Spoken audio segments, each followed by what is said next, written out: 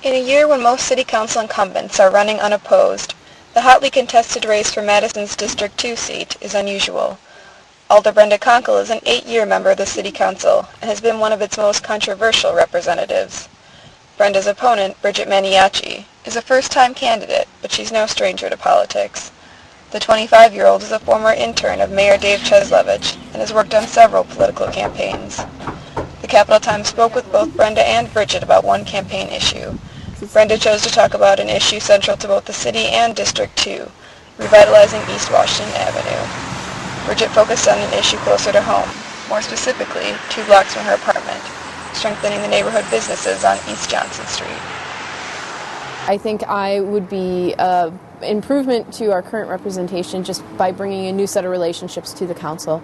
I've spoken with many alders on the council that are excited to see me come onto the council and work with them, and so I think that it would be a really great partnership. And like any budget process, you've got to battle for what matters to you, and I'm ready to do that. I think my role on the city council can be served in many ways. There's many hats that an alder wears, and so part of that would be my community involvement, having meetings with the business owners, but directly on the council, there's things with the budget that can really get in and impact the neighborhoods. Well, I think there's a lot of really great things that can happen in the short term. In 3 weeks from now, what can we do? We can get all the business owners together in an evening and sit down and figure out what's the state of business right now and where are they struggling. I think it's really important to work with them and see where they need the help and where maybe they don't need the help quite so much.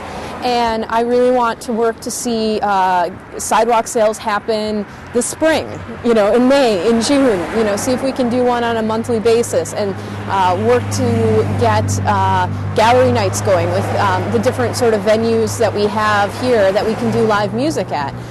All of this is stuff that, really just takes a matter of weeks to plan, but has such very strong, lasting impacts to the neighborhood if they get started. Well, I think that a lot of districts have had a lot of very good attention in the last couple of years, and I think District 2 has not had that attention. And so I do believe that there is a convincing case to be made to my colleagues on the council, should I be elected, that District 2, deserves a good slice of the pie. Well, when I was first elected, I don't think we really had many plans for the East Washington corridor.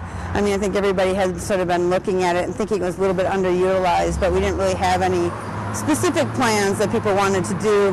When the Mott's Paint site closed and when there started to be talk about redeveloping it, I think that got a lot of interest, and that's when we did the East Washington Build Study.